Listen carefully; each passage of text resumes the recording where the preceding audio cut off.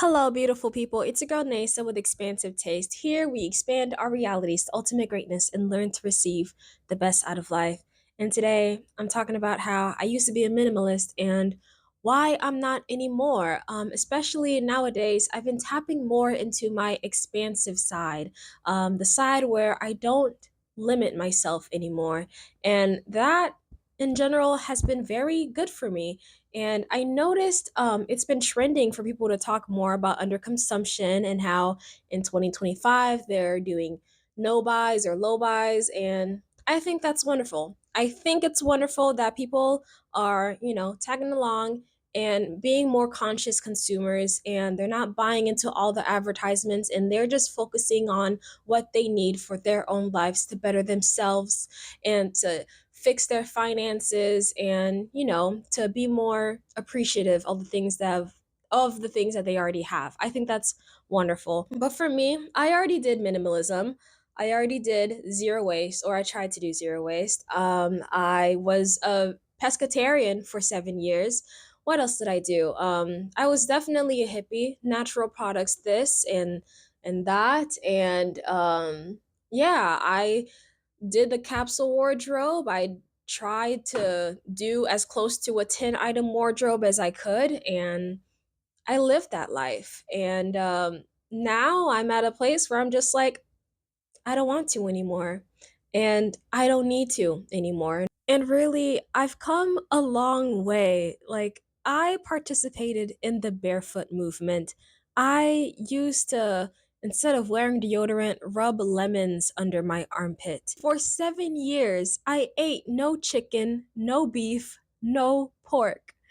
In my first year of college, I used regular bar soap as shampoo, and I had three pairs of shoes, my work shoes, some sneakers, and regular sandals. And that's how I lived. I just remember that when I was like really into minimalism, I actually used to have items like these and I would peel the stickers off of them because it was too much visual clutter. So everything was like a blank canvas. And yeah, clutter was definitely the enemy. And I still don't like clutter, but if you compare like then to now, it's truly different. And I've come a long way to be at the point where like I'm allowed to have 10 handbags and I'm allowed to have pink and purple and green and orange in my wardrobe.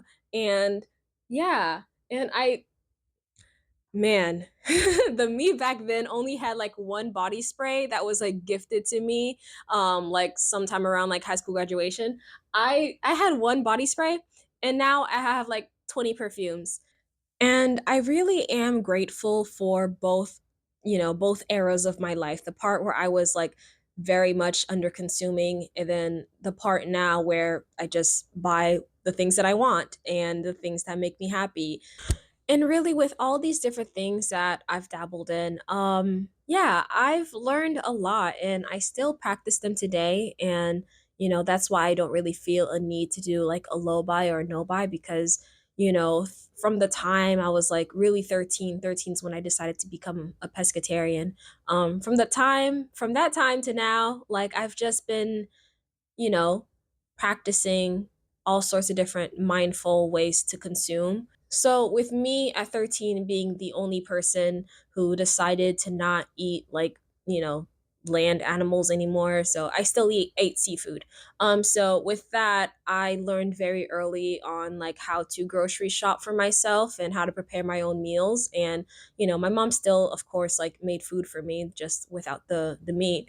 But yeah, I was able to build on that skill pretty early on. So like I typically don't have a problem with like grocery shopping and having food go to waste or not knowing what to do with certain ingredients because I've been practicing for a bit longer, and that really helped out when I went to like the college dorms because I just knew how to cook for myself. And yeah, and I was able to do it consistently and I didn't have to depend on a meal plan. But even if I had to depend on a meal plan, like we wouldn't have been able to afford it because the meal plans, honestly, all of you college students who had your parents pay for your meal plans, I was very jealous of you. Yeah, but it's okay because I figured it out, I ate food that I cooked myself. And with the zero waste movement, I wasn't able to participate in it like 100%. I couldn't like fit all of my waste into a jar, or yeah, that was never achievable for me. But I did learn a lot, and there are still some things that I do today that are more aligned with the zero waste movement. Like I do use reusable shopping bags, and I do use a safety razor with disposable um, razor blades. And yeah, I've been using that for years and years, and I've had the same safety razor since I bought it when I was like 18. Yeah, and I'm 27 now. 27. Ah, wow. Anyways, that happened last month. Okay. Anyways, yeah. So I've been using that same safety razor, just replacing the blades for a while, and I do use reusable, like washable cotton rounds instead of the disposable cotton rounds. So that's been useful for me for a couple years. What else do I use that's like zero waste? I mean, that's about it. Yeah. Shopping bags, razor, cotton rounds. I'm sure there are other things I can't think about, but yeah, and I try to use like regular towels and rags and like just throw them in the washer rather than always using a bunch of paper towels. That's definitely a thing that we should all be practicing, to not create too much waste in this world. Straws were never a problem for me because I'm not someone who like just drinks out of straws all the time. But yeah, I do have some reusable straws. And in the future, when I do have kids, I know I definitely want to try cloth diapering. I would probably still use disposable wipes, but definitely like with the cloth diapers, I want to give that a try because it would save a lot of money and it'd be good for the environment. It's just like washable diapers. And for some of you might think, "Ew, that's disgusting. Why would anyone do that?" But that's literally what everyone did like 80 years ago. Back in the days, there were no disposable diapers. Everyone had cloth, and we just washed it and it was fine. And the technology has gotten so good. So I'm sure that this 2025 version of cloth diapers are better and whatever. And one of my favorite eras that has ever emerged was the decluttering KonMari moment. That was wonderful. Oh my gosh. Everyone making content about like what they're decluttering my bathroom cabinet, decluttering my art supplies, my makeup. Oh my gosh. To this day, I still watch declutter videos. That is like one of my number one videos I like to watch on YouTube. Watching you guys throw away stuff, donate stuff, let go of all that clutter taking up space in your home and your heart. It's amazing. I love it. Decluttering is still something that I love to practice. I am often looking through my things and always wondering what can I let go of, what doesn't serve me anymore. And yeah, it's good to let go and not feel like all this stuff is just suffocating me in my space. And I get to just focus on what's left and how those things that are left make me feel.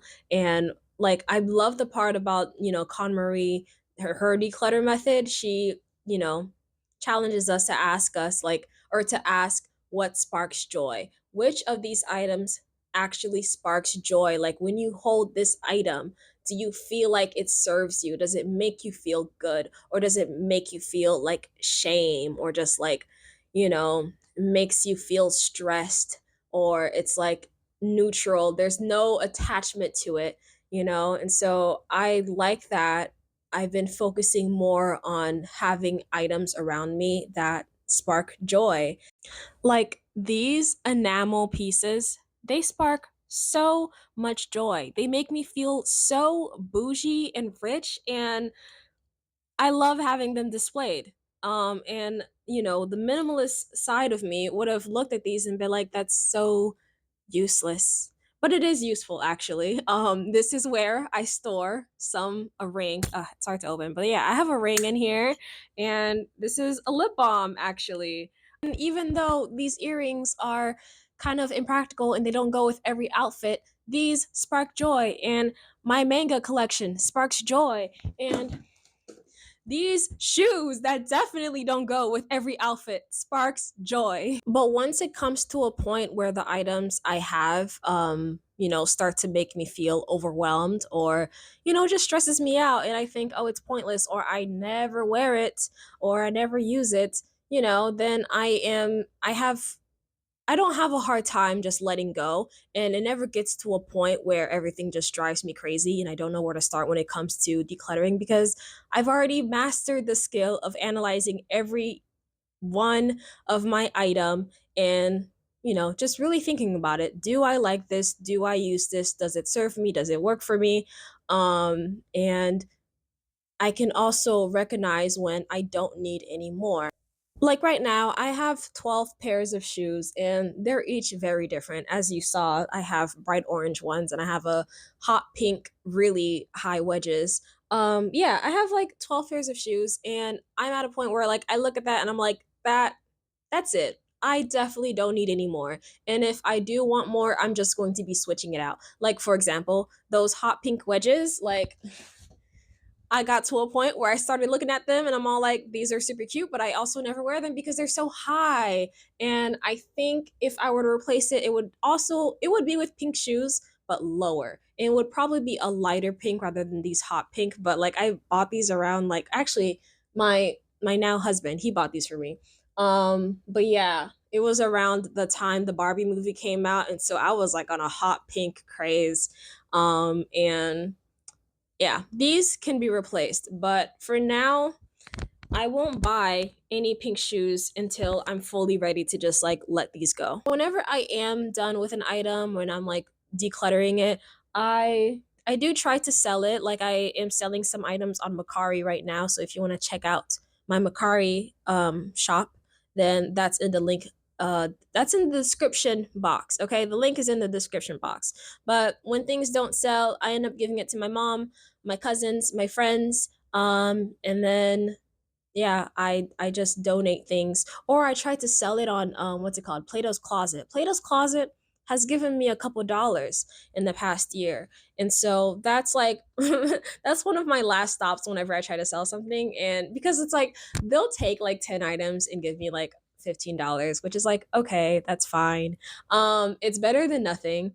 And it's better than what I would have gotten if I had just like donated it completely out Goodwill. Besides that, my relationship with shopping has changed a whole lot, and I'm really so grateful to be in this place where, yeah, I don't feel like I have to limit myself so much, not because I'm rich or anything, but just because I don't know, just because like all those blockages are gone, and I don't have yeah, honestly, a big part of the reason why I was like under consuming in my early 20s was not so much because I wanted to subscribe to minimalism or being zero waste, but was also because I was either broke or in a very toxic situation where I wasn't able to focus more on myself and what I wanted or needed.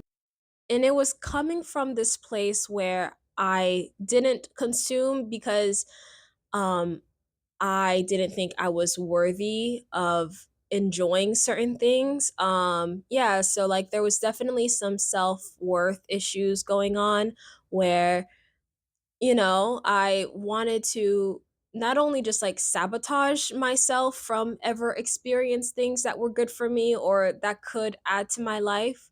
Um, but yeah, also just like not allowing myself to have these things because like, who am I? Who am I to have a purse that is hot pink? Who am I to wear my hair this way? Who am I to all this stuff? And sure, like that can be like a humble place, but it also can be like a self-deprecating kind of way, a self-diminishing kind of way where um Yeah, I just wasn't allowing myself to really enjoy and take care of myself. And like, for example, like with hair, yeah, I went like a solid year just like using Dollar Tree shampoo and conditioner. And, this was a way apparently for me to like save money, but all it did was like damage my hair. And in the name of underconsumption and saving money, I just wore clothes that wasn't very flattering. It didn't fit me, didn't make me feel good. It didn't allow me to like fully express myself. And when it came to investing in my future, that just wasn't something I did. Not only because like I didn't fully believe in myself, but also especially because some other people didn't believe in me. And so, every move like towards trying to better myself it was a hard thing to come. It was a hard thing to do. Yeah, like even like when it comes to me deciding that I wanted to do like pursue a music career, like in 2020, my stimulus check came in and I was just thinking like, "Oh my goodness, like I can buy a microphone." Yeah, like I had a USB microphone on my wish list. It was about $200 and that was something where like even that was like really hard for me to like it was a hard decision for me to make to actually buy it. And I went to my ex-partner to ask for permission to buy it, like my own money, my own free stimulus check money. I'm going to him and being like, am I allowed to spend $200 on this one thing that could really help me with my music career? Whatever, he said yes, but like that's a ridiculous thing for me to have. Yeah, that's a ridiculous place for me to have been. Um, but now I'm making way bigger moves than just buying a $200 USB mic. And it's amazing. It's truly amazing, and I'm so grateful. And yeah, I'm still like transitioning into a space where I can fully accept and feel gratitude for everything because it feels, too good to be true. But yeah, I've made some moves. I'm actually going to be starting a home daycare. That's why I haven't been uploading ever since like May, I guess. Yeah, like once June came along, I just like ghosted y'all. So sorry about that. I've been working on opening a home daycare. Oh my gosh. Yeah, it's great. I've invested a lot into this. I didn't realize how much it would cost to try to start a business. But yeah, I've spent upwards to like, I don't know, $10,000, but I did it. Oh, I did it, and I've had so much support, and I'm grateful, and I'm so excited, and yeah. Also, even this year, I'm going to have a wedding. So yeah, I can't do a low buy or a no buy when you're planning a wedding. Not that I want a super expensive wedding. Like I still, am hoping to be more so around like the $5,000 budget kind of thing because I know some of y'all got your $50,000 weddings, your $30,000 weddings, and that couldn't be me. Um, but yeah, I want something more small and affordable. And I'm, of course, tapping into all of my experience with underconsumption to try to make this both beautiful and affordable. And definitely there will be no debt involved. Oh my gosh, my heart is exploding. I'm I'm just grateful. I'm starting a business. I'm having a wedding. Yeah, lots of things are going on. I'm doing more with my music. I'm so excited. So excited, so excited. Ah!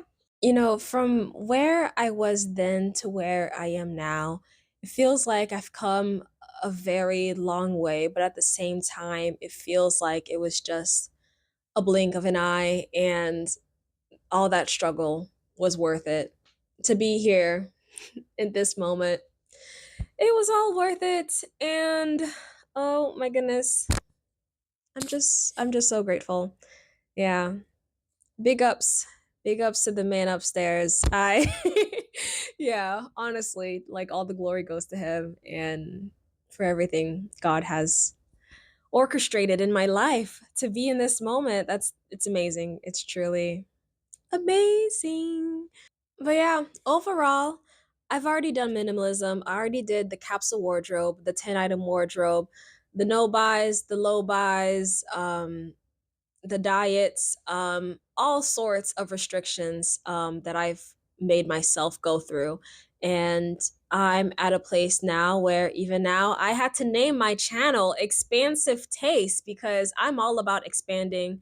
I am all about expanding and doing more and receiving more, not just for my own selfish reasons, but to be able to help people with my overflow, to yeah, just be abundant, receive abundance. Our God is a God of abundance, and so I receive it all, and I will give it all that he tells me to give, all that it is my heart for me to give, I give it. Yeah, so that's all good, and I think it's a wonderful thing to go through a season in your life where you decide to really like go inwards and, maybe go through a little isolation journey and a decluttering journey and find yourself get yourself in a position where you're not depending too much on material goods or wealth or, yeah, getting yourself in trouble with finances and functioning from a scarcity mindset where you feel like you need to have everything